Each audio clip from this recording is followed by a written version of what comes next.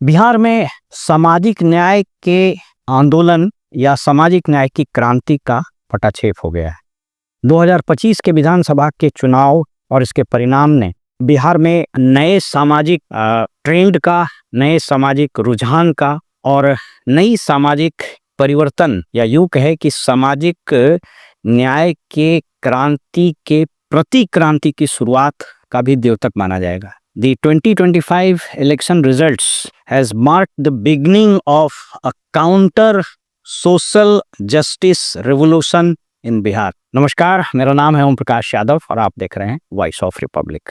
मेरे opening statements से आपको कदाचित यह आभास हो रहा होगा कि मैं किसी जातिगत चीज़ों पर या कास्ट के पॉलिटिक्स पर बात करूंगा, तो आप गलत हैं। मैं शुरू में ही डिस्क्लेमर दे दूं, मेरा यह वीडियो विशुद्ध रूप से एक एकेडमिक डिस्कशन के लिए तैयार किया गया है, जिसमें सामाजिक परिवर्तन, सामाजिक न्याय, राजनीति और जातियों के उत्कर्ष या उसके रेलीगेशन टू द बैकग्राउंड का पूरा स्टोरी बताएगा। यह वीडियो 2 भाग में होगा और इसकी शुरुआत मैं अंबेडकर जी के उस थ्योरी से, डॉक्टर बाबा साहब भीमराव अंबेडकर के उस थ्योरी से करूंगा कि जिसमें उन्होंने कहा है कि इस देश में जब भी कोई क्रांति होती है तो उसकी बराबर की इंटेंसिटी की ही एक प्रति क्रांति होती है, यानी every revolution sows the seed of a counter revolution. Baba Saheb की रचनाओं को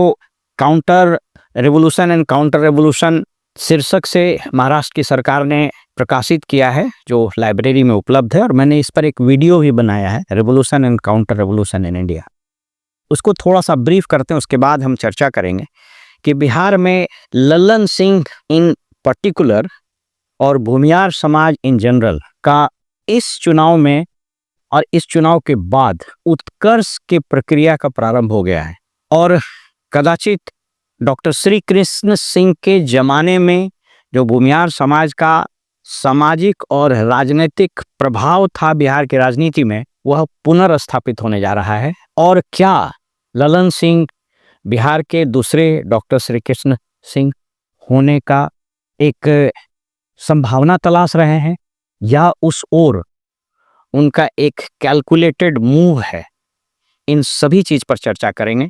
पहले हमको आपको बताते चलें कि जो आंकड़े मैं आपको प्रस्तुत करूंगा वो आंकड़े सभी मीडिया में, अखबारों में उपलब्ध हैं और कुछ आंकड़ों को मैंने रिसर्च किया है। बाबा साहब अंबेडकर की एक थ्योरी है, उन्होंने कहा कि इस देश में पहली क्रांति जो हुई थी वह बुद्धिज्म और जैनिज्म का जन्म हुआ था। आपको पता है, मैं थोड़ा शॉर्ट में बता दूं, इसको मैंने पहले वाले वीडियो में आप देख सकते हो, उसमें मैंने डिटेल्स बताया है कि 6ठी शताब्दी तक, BC तक आते आते इस देश में, क्योंकि उस वक्त नेशन एज सच, राष्ट्र नहीं था, तो ब्राह्मणिकल ऑर्डर और ब्राह्मणिज्म, कुरीतियाँ, अनटचेबिलिटी, छुआछूत, रूढ़िवादिता, ये सब बहुत घनघोर रूप से, बहुत विकृत रूप से बढ़ गया था।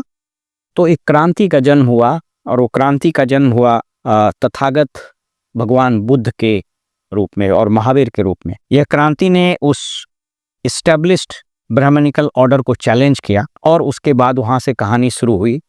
हमेशा याद रखिएगा कि कोई भी धर्म या कोई भी आस्था को जब तक स्टेट का, यानी सरकार का, शासक का समर्थन नहीं मिलता है, वो बहुत आगे नहीं जाता है। और उस दौर में जब सम्राट अशोक आए तो ये उत्कर्ष पर गया। आपको पता है कि सम्राट अशोक, उनके पुत्र और पुत्री, उन सभी ने बौद्ध धर्म को अपनाया और उसका प्रचार प्रसार श्रीलंका से लेकर इधर साउथ ईस्ट एशिया तक गया। उसके बाद मौर्य वंश के जो अंतिम शासक थे बृहद्रथ, उन्हीं को उनके सेनापति पुष्यमित्र शुंग ने हत्या कर दी। और उसके बाद इतिहास के पन्नों में दर्ज है कि बुद्धिस्ट धर्मावलंबियों पर घनघोर अत्याचार हुए। तो ये प्रति क्रांति का प्रतीक है। क्रांति बुद्धिज्म, प्रति क्रांति पुष्यमित्र शुंग, फिर वो चीजें आगे चली। बाबा साहब अंबेडकर कहते हैं कि उसके बाद फिर से क्रांति हुई और वो क्रांति धार्मिक आंदोलनों में, कबीर वगैरह के समय में हुआ। बहुत सारे कबीर, नानक,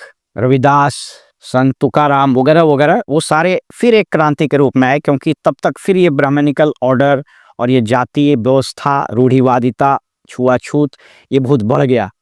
तो फिर ये दूसरी जो काउंटर रेवोल्यूशन, दूसरी प्रतिक्रांति हुई, वह उसके रूप में तुलसीदास आए। तो उन्होंने दूसरी क्रांति को कुचला। यानी दूसरी क्रांति माना जाता है कबीर वगैरह से शुरू हुआ, तो उसको कुचलने के लिए फिर उसी ऑर्डर को एस्टेब्लिश करने के लिए तुलसीदास की रामायण आई वगैरह वगैरह। बाबा साहब के अनुसार तीसरी क्रांति स्वयं संविधान का इस देश में आना था, एक क्रांति था। उसके प्रतिक्रांति के रूप में वैसी शक्तियाँ जो डॉक्टर अम्बेडकर के हिसाब से जो हिंदूवादी संगठन थे उसको कहा जाने लगा। तो ये बेसिकली कंसेप्ट ये है कि जब भी समाज में कोई क्रांति होती है, क्रांति का मतलब जो एस्टेब्लिश्ड स्थापित नियम, परंपरा, सिस्टम, हेजिमोनी है, उसको जो चैलेंज करता है तो ही क्रांति है। तो उसके खिलाफ फिर प्रतिक्रांति उत्पन्न होती। अगर हम बिहार की बात करें तो बिहार में सामाजिक न्याय, सोशल जस्टिस की क्रांति या सोशल जस्टिस का मूवमेंट, ये इतिहास के पन्नों में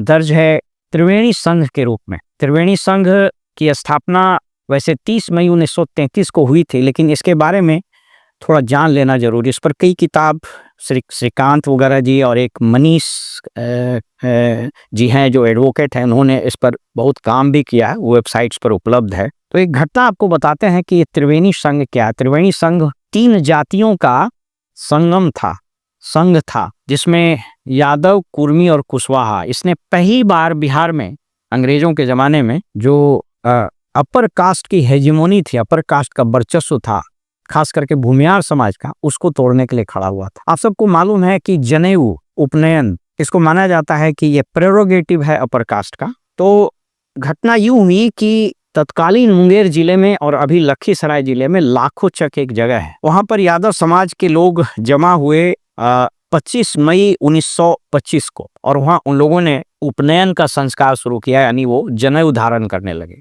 उस पीरियड में उस इलाके के जो जमींदार थे, उनका नाम था प्रसिद्ध नारायण सिंह। वो हरवे हथियार से आक्रमण करने के लिए यादवों पर टूटे, और विशेश्वर सिंह ये हाथी से, वो चौथरपा उस पर हमला हुआ। और बताया जाता है कि सैकड़ों की संख्या में यादव लोगों को उसमें उसका नरसंहार हुआ। इनफैक्ट बिहार में माना जाता है द फर्स्ट मैसेकर, पहला जो इतिहास के पन्नों में दर्ज है नरसंहार, वो वही था। सैकड़ों लड़कियों के इज्जत लूटी गई, उसके कपड़े, उसको निर्वस्त्र कर दिया गया। लोग कहते हैं कि वहाँ जनेऊ का अंबार लग गया था। उस वक्त जो वहाँ एसपी थे मुंगेर के, उनकी स्पॉट पर ही हत्या हो गई, कुछ पुलिस वाले भी मारे गए। बाद में मुकदमा चला और किसी को सजा नहीं हुई, चंद रुपए फाइन किए गए प्रसिद्ध नारायण सिंह और विशेश्वर सिंह को। इस घटना से आक्रोशित होकर आरा में, शाहबाद उस वक्त था, उस अभी आरा है, वहां पर 30 मई 1933 को यादव, कुर्मी और कुशवाहा के 3 प्रमुख लीडर, जिसमें यदुनंदन मेहता ये कुर्मी थे, कुशवाहा थे, शिवपूजन सिंह कुर्मी थे, और जगदेव सिंह यादव, इन तीनों ने मिलकर एक संघ बनाया, उसका नाम है त्रिवेणी संघ। और ये त्रिवेणी संघ का उसी समय से सामाजिक परिवर्तन का या सोशल जस्टिस का, सामाजिक न्याय का आंदोलन शुरू हुआ। बहुत सारे लोग कहते हैं कि बिहार में सोशल मूवमेंट या सोशल जस्टिस के मूवमेंट का जनक लालू प्रसाद यादव है, तो वो फैक्चुअली इनकरेक्ट है। सही यह है कि बिहार में सामाजिक न्याय का पहला आंदोलन इसी त्रिवेणी संघ, त्रिवेणी शब्द लिया गया संगम से, जहाँ गंगा, यमुना और सरस्वती मिलती है। तो आप यूं समझिए कि बिहार में बैकवर्ड कास्ट के मूवमेंट का जनक यही त्रिवेणी संघ था, और उसमें 3 जातियां प्रमुख थी, यादव, कुर्मी और कोयरी, जिसको कुशवाहा भी हम लोग बोलते हैं। बहरहाल एक थोड़ा सा मैंने आपको बताया, तो ये एक क्या था, ये एक रेवोल्यूशन था, एक क्रांति थी। क्रांति क्या है? तो क्रांति जो एस्टेब्लिश्ड ऑर्डर होता है, स्थापित परंपराएं, स्थापित जो सिस्टम होता है, उसके विरुद्ध जो खड़ा होता है, वही क्रांति होती है। उसके बाद धीरे धीरे इसने चुनाव भी लड़ा इस संघ ने, लेकिन जैसा अक्सर होता है वो धीरे धीरे अपना रेलिवेंस खो दिया। कुछ सीट जीते, लेकिन फिर वो पॉलिटिक्स के मेन स्ट्रीम में खो गया। और जो कांग्रेस इतना विराट संगठन, राजनीतिक संगठन था, उसकी ये मुख्य धारा में खो गया।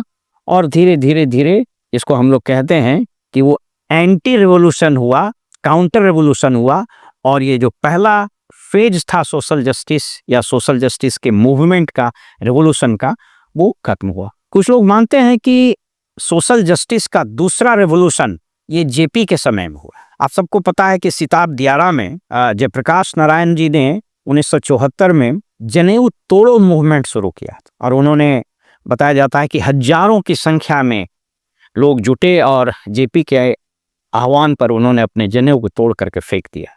ये सोशल जस्टिस का कदाचित दूसरा मूवमेंट था, दूसरी क्रांति थी। ये क्रांति आगे बढ़ी, उसका एक एपिसोड मिलता है कि जब वहां से लौट रहे थे जेपी, तो बेगूसराय स्टेशन पर बहुत सारे नवयुवक अपर कास्ट के, भूमियार समाज के पर्टिकुलरली जुटे और उनको जनेऊ वगैरह देना शुरू किए, कुछ कपड़े देना शुरू किए। तो जेपी ने कहा कि मैं तो शूद्र हूँ, मुझको ये नहीं चाहिए और मैं इसी को तोड़ने निकला हूँ। तो बताया जाता है कि बेगूसराय स्टेशन पर भी लोगों ने स्वेच्छा से जनेऊ को तोड़ करके फेंक दिया। तो ये सामाजिक न्याय का दूसरा ये मूवमेंट था और ये मूवमेंट धीरे धीरे आगे बढ़ा, ये क्रांति धीरे धीरे आगे बढ़ी और इस क्रांति ने उसी समय लालू प्रसाद यादव और रामविलास पासवान सहित अन्य नेताओं को जन्म दिया।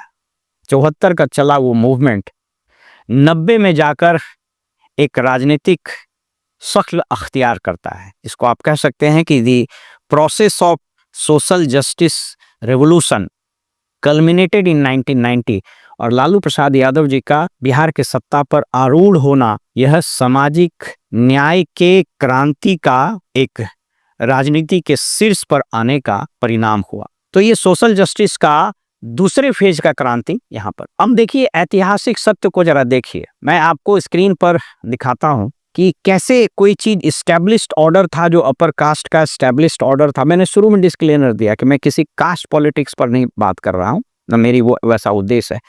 मैं कुछ ट्रेंड की और आपको एकेडमिक डिस्कशन के लिए सारी बातें कर रहा। अगर 1921 से कांग्रेस के प्रेसिडेंट का, कांग्रेस के अध्यक्ष का सूची देखिएगा तो मौलाना मजरूल हक से लेकर राजेंद्र प्रसाद, डॉक्टर श्री कृष्ण सिंह, थी राजेंद्र प्रसाद, थे अब्दुल बारी, महामाया प्रसाद सिन्हा, प्रजापति मिश्रा, लक्ष्मी नारायण सुधांशु, फिर श्री कृष्ण सिंह, राजेंद्र मिश्रा, आनंद प्रसाद शर्मा, ये सारे लोग, केदार पांडे वगैरह, अधिकांश लोग अपर कास्ट के ही थे जो कांग्रेस के अध्यक्ष थे। अगर आप मुख्यमंत्री का देखना चाहें तो ये लिस्ट भी मैं आपको दिखा देता हूँ, ये लिस्ट आपको दिखा देता हूँ और इससे आपको यह स्पष्ट होगा।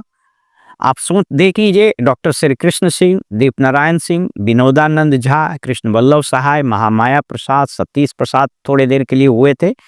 फिर बीच में कुछ ये आप देखिए संयोग की बात, 1968 वगैरह में बीपी मंडल, भोला पासवान, शास्त्री। तो इस पूरे लिस्ट को जब आप उठाएंगे तो देखेंगे कि इसमें ज़्यादा जो संख्या है वो अपर कास्ट का ही आपको मिलेगा। लेकिन 90 के बाद जब लालू प्रसाद जी आए, उसके बाद से ये एक तरह से ऐतिहासिक सत्य है, ऐतिहासिक तथ्य है कि उसके बाद से ये बात हुई या लोगों में ये स्थापित हो गया कि अब बिहार में कोई अपर कास्ट का मुख्यमंत्री नहीं बन सकेगा। 2025 है और 2025 में फिर से एक बार नीतीश कुमार मुख्यमंत्री के कुर्सी पर आरूढ़ हो रहे हैं। लेकिन क्या 1925 और नीतीश कुमार ये अंतिम पिछड़ी जाति के मुख्यमंत्री होंगे? क्या 2025 का चुनाव सामाजिक न्याय के क्रांति का अंतिम वर्ष होगा? क्या 2025 का अंत या 2026 का शुरुआत बिहार में फिर से सामाजिक न्याय के प्रति क्रांति यानी counter revolution against the social justice revolution की शुरुआत होगी? मैं ऐसा इसलिए कह रहा हूं कि मैं कुछ आंकड़ों से आपको बताना चाहता हूं, उसके बाद मैं फिर कुछ बताऊंगा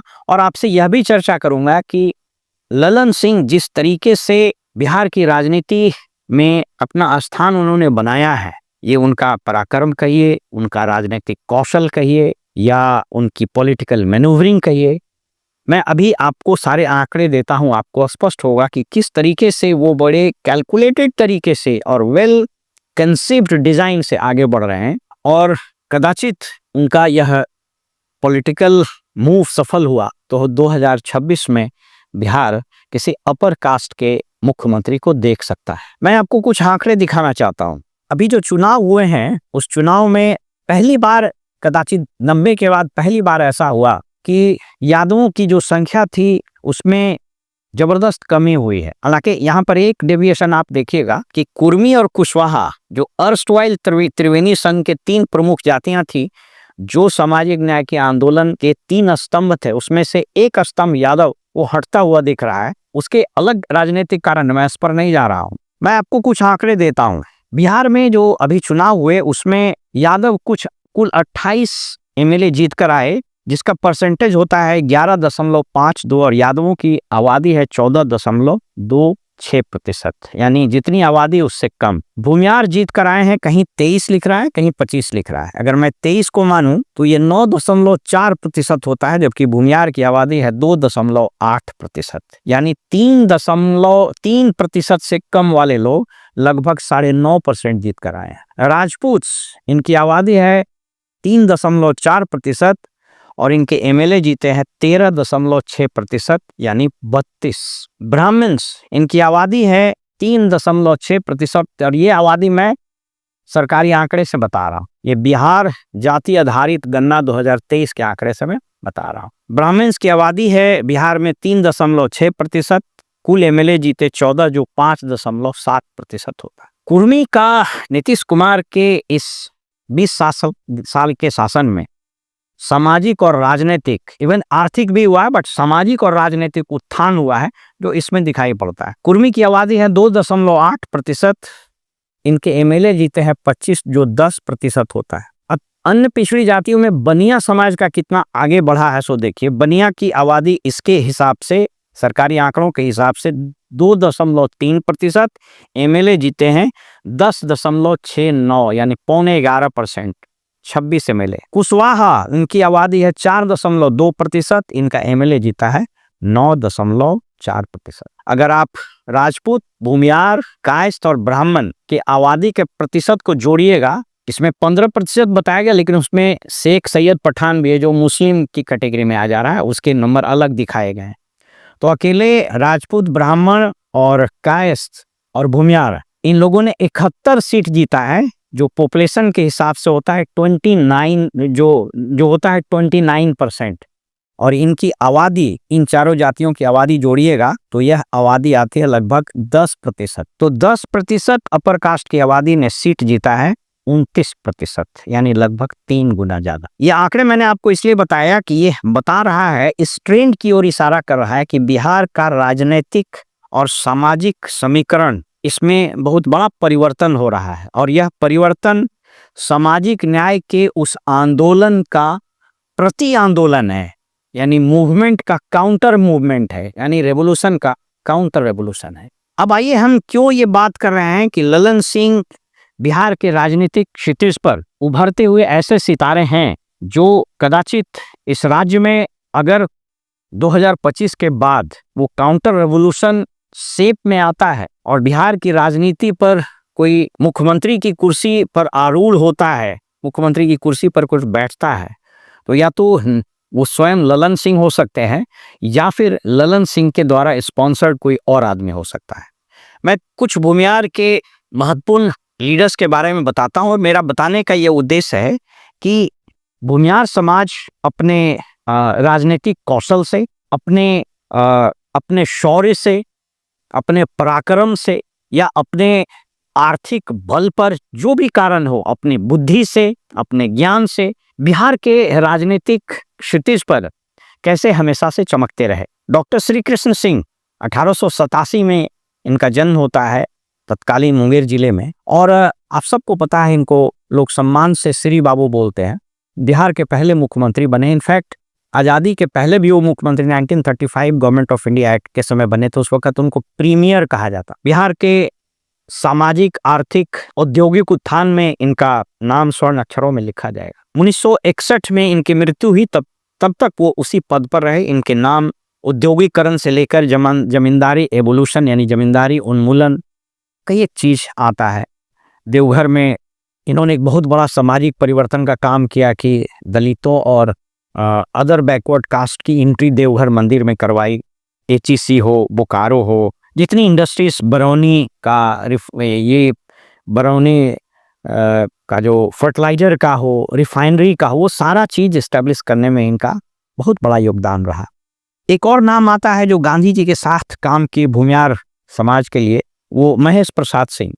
गांधी जी के साथ काम किए। कृष्णा साहिनी की पुत्री थी, जो बेगूसराय वगैरह से एमपी रही, कृष्णकांत सिंह वगैरह रहे। एलपी शाही अगेन भूमिहार। मैं आपको ये बताना क्यों चाह रहा हूँ कि क्यों ललन सिंह वो डॉक्टर श्री कृष्ण सिंह की तरह आगे बढ़ रहे हैं, मैं इसको अभी आपको एक्सप्लेन करने की कोशिश करता हूँ।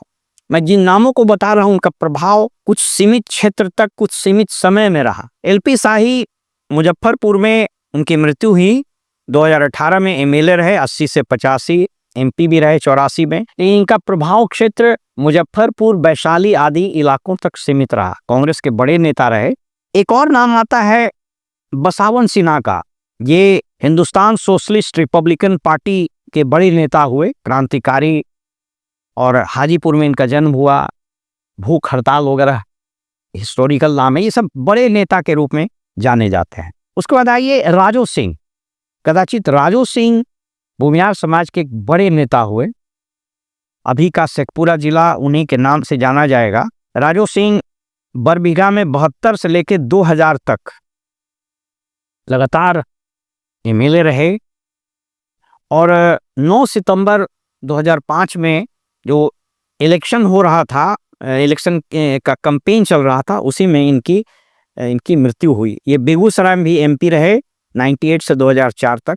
एक्चुअली इनका नाम उस वक्त टाटी पुल, शेखपुरा में टाटी पुल है, वहाँ पर एक हत्याकांड से जुटा, जहाँ पर यादव समाज का एक व्यक्ति थे काशी पहलवान। बताया जाता है कुछ आरोप भी लगा कि उसकी हत्या के षड्यंत्र में ये शामिल थे। तो फिर जब राजू सिंह की हत्या हुई तो उसमें अशोक महतो वगैरह का नाम आया। बहरहाल इनके हत्या के बाद इनका पुत्र भी कुछ दिन तक, संजय सिंह, वो एमएलए रहे, मिनिस्टर भी रहे।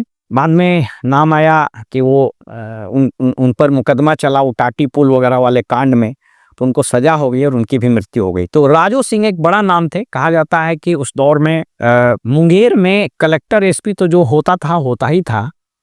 कहता है कि कलेक्ट्रेट में इंपॉर्टेंट सेक्शन का जो असिस्टेंट होता था ना, वो अभी बगैर उनसे पूछे कोई नहीं बनाता था। लोग प्रेम से उनको राजू बाबू बोलते थे। उसी कंटेम्पोररी में नवादा में एक भूमिहार के नेता हुए आदित्य सिंह, उनको भी लोग आदित्य बाबू बोलते थे। अब वो डर से बोलते थे कि सम्मान से बोलते थे, मैं नहीं कर सकता हूँ। लेकिन उन्हीं की पुत्री नीतू सिंह जो इस बार चुनाव हार गई कांग्रेस से, वो कांग्रेस के लगातार एमएलए रहे।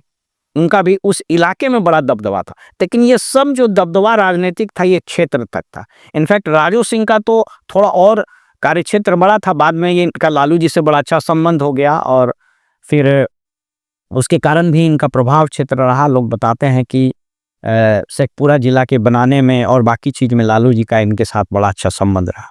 कैलाशपति मिश्रा, यह भी भूमिहार समाज में राजनीति के एक बड़ा नाम। इनफैक्ट जब ये बीजेपी बनी तो कांग्रेस के बीजेपी के पहले प्रदेश अध्यक्ष बने कैलाशपति मिश्रा जी। कर्पूरी जी के मिनिस्टर में ये वित्त मंत्री भी थे। और लोग कहते हैं कि कर्पूरी ठाकुर के को पदच्युत करने में इनका बहुत बड़ा योगदान था। वो कहानियां राजनीतिक गलियारों में, वो किस्से राजनीतिक गलियारों में अभी भी कहे जाते हैं। एक और नाम है, लेकिन अब मैं आपको बताना क्या चाह रहा हूं कि अब जैसे कैलाशपति मिश्रा, बेशक ये भाजपा के प्रदेश अध्यक्ष रहे, लेकिन उस वक्त भाजपा का न तो क्षेत्रीय फैलाव हुआ, न तो वर्टिकल, न तो हॉरिजेंटल, वो सिमट के रह गया। ये आजीवन लड़ते रहे लालू प्रसाद के रिजीम से, लेकिन कोई खास सफलता इनको नहीं मिल पाई। भूमिहार में भी इनका पूरा एक्सेप्टेंस, पैन बिहार एक्सेप्टेंस हो, ऐसी बात नहीं थी। एक और नाम आपको लेना चाहेंगे सीपी ठाकुर जी का। प्रख्यात डॉक्टर, कालाजार के विशेषज्ञ माने जाते हैं। इन्होंने कई किताबें भी लिखी हैं। वाजपेयी जी के समय में ये मंत्री भी रहे। 84 में लोकसभा से जीते, 98 में ये मिनिस्टर रहे। और वाजपेयी गवर्नमेंट में आपको पता है कि 99 से 2004 वाला जो सरकार था वाजपेयी जी का, उसमें ये मिनिस्टर रहे। इनका पुत्र भी नवादा से विवेक ठाकुर, इनका बेटा एमपी है। लेकिन इनकी स्वीकार्यता पटना जिले के कुछ ग्रामीण इलाकों, आरा वगैरह तक सीमित रहा।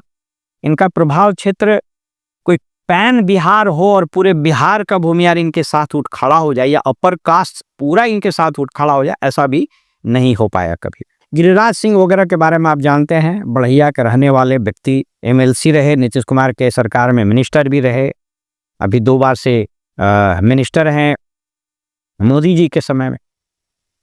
और लोग कहते हैं कि ये अपने काबिलियत से कम और अपने उस वक्तव्य के कारण ज़्यादा प्रिय हुए मोदी के, जिस वक़्त मोदी जी को जब कैंपेन कमेटी का अध्यक्ष और प्रधानमंत्री का उम्मीदवार बनाया जा रहा था, तो उनका विरोध हो रहा था, लेकिन गिरिराज सिंह ने बड़ी प्रखरता से और प्रमुखता से मोदी जी के समर्थन में बात उठाई थी। इसलिए ये मोदी जी के प्रिय पात्र हैं और उसके बाद से ये लगातार मिनिस्टर भी हैं। नवादा से जीते, फिर बेगूसराय से जीते, तो प्रभाव क्षेत्र कुछ ऐसा है कि ये उसी इलाके में और अपने राजनीतिक कौशल से कम और अपने कम्युनल स्टेटमेंट्स के कारण, खास करके मुसलमानों के विरुद्ध जो ये बयान देते हैं, उसके कारण सुर्खियों में रहते हैं और इनका रिलेवेंस बना रहता है। विजय सिन्हा उसी इलाके से आते हैं, उप मुख्यमंत्री बनाए गए। भाजपा ने सोचा कि इनको एक बड़ा चेहरा भूमिहार का बनाया जाए, लेकिन इनमें उतनी न तो क्षमता है, न काबिलियत है, न राजनीतिक कौशल है, और इनका जो हेट्रेड है वो अस्पष्ट हो जाता है। मतलब ये अपनी भावनाओं को छिपा नहीं पाते हैं। इस बार भी आपने देखा कि चुनाव में इनके हरकत के कारण अजीब स्थिति हो गई थी। ऐसा लग रहा था कि हारेंगे। बहरहाल वो जीतने के कुछ अलग कारण थे। तो इनकी एक्सेप्टेबिलिटी तो लखीसराय जिले में भी पूरी नहीं है। तो भूमिहार पूरा समाज इनको एक्सेप्ट करेगा अपना नेता, इसमें संदेह ही होता है। अखिलेश सिंह वगैरह अरवल से रहे, लालू जी के साथ रहे, फिर एक आरजेडी से एक बार चुनाव जीते, मोतिहारी से फिर मिनिस्टर है, उसके बाद कभी चुनाव नहीं जीते। ब्रह्मर्षि समाज के नाम पर, सहजानंद सरस्वती के नाम पर कई एक संगठन चलाते हैं या कुछ मीटिंग वगैरह कराते हैं, लेकिन इनकी स्वीकार्यता भी बहुत स्ट्रॉन्ग नहीं रही है। अब अरुण कुमार जहानाबाद से एमपी रहे, एक प्रभाव इनका मगध रीजन में रहा, नीतीश कुमार के बड़े नज़दीकी रहे। नीतीश कुमार के समय ऐसा प्रतीत हो रहा था कि भूमिहार समाज का एक प्रतिनिधित्व करने वाले व्यक्ति होंगे, लेकिन फिर अनबन हुआ, मतभेद हुआ, वो छोड़ दिए। फिर उपेंद्र कुशवाहा के साथ मिलकर एक पार्टी बनाई, फिर वहाँ भी बात नहीं बनी, फिर छोड़ दिए, अपनी पार्टी बनाई, फिर राजनीतिक हाशिए में चले गए। फिर मन महसूस करके अपने समकालीन नेता रामविलास पासवान के पुत्र की स्वाधीनता इन्होंने स्वीकार कर ली, वहाँ गए, वहाँ से भी टिकट नहीं मिला, वहाँ से भोग भंग हुआ, और अंततोगत्वा ललन सिंह के पूरे उपक्रम में, जब उस पर हम आएंगे तो बताएंगे, वो फिर जदयू में शामिल हुए और अपने पुत्र को जिताने में कामयाब रहे। तो इनका प्रभाव भी एक ज़माने में बहुत तेज़ी से बढ़ रहा था, लेकिन अब वो प्रभाव नहीं रहा। एट द बेस्ट अरवल के कुछ इलाकों में, माफ़ कीजिएगा, जहानाबाद के कुछ इलाकों में, या पटना के अरवल और जहानाबाद से सटे क्षेत्र में, भूमिहार बहुल इलाकों में इनकी स्वीकार्यता, इनका प्रभुत्व वगैरह है। उसी तरीके से जगजीत शर्मा भूमिहार के अच्छे नेता, लेकिन पशुपालन घोटाला में ये भी फंसे। लालू जी के साथ दोस्ती, फिर दुश्मनी, फिर दोस्ती, फिर दुश्मनी। इनका प्रभाव घोसी के आसपास रहा। लोग बोलते हैं घोसी के या घोषित किंग हैं। अपने पुत्र को फिर इस बार टिकट दिलवाए आरजेडी से, पुत्र भी इनका जीत गया। तो लेकिन भूमिहार के कोई ऐसे नेता नहीं हुए कि उनकी स्वीकार्यता और उनका राजनीतिक कौशल ऐसा हो कि वो बिहार की राजनीति में कोई बहुत बड़ा परिवर्तन करते हैं। अब आइए ललन सिंह पर। ललन सिंह की पूरी हिस्ट्री मैं नहीं बता रहा, लेकिन मैं आपको बताना ये चाह रहा हूँ कि इनका किस तरीके से, आप यूं कहें कि इनका राजनीतिक यात्रा मुश्किल से 25 साल का है। आप यूं कहें कि 2000 के पहले कोई बहुत बड़ा राजनीतिक शख्सियत ये थे, ऐसी बात नहीं थी। तो ललन सिंह क्या बिहार के डॉक्टर श्री कृष्ण सिंह होने वाला है? क्या ललन सिंह ही वो व्यक्ति हैं जो धीरे धीरे बिहार में सामाजिक न्याय के मूवमेंट का, काउंटर मूवमेंट का प्रतीक बन रहे हैं? क्या ललन सिंह का पूरा राजनीतिक चाल, राजनीतिक विषाद बिहार में विगत 3 दशकों से, या यूं कहें कि लगभग 4 दशकों से, 90 से जो सोशल जस्टिस का रेवोल्यूशन चल रहा है, उसका काउंटर रेवोल्यूशन की रणनीति ललन सिंह बना रहे हैं? इन सभी चीज को हम अगले एपिसोड में आपसे बात करेंगे। फिलहाल में इजाजत दीजिए और आप देखते रहिए वॉइस ऑफ रिपब्लिक। नमस्कार।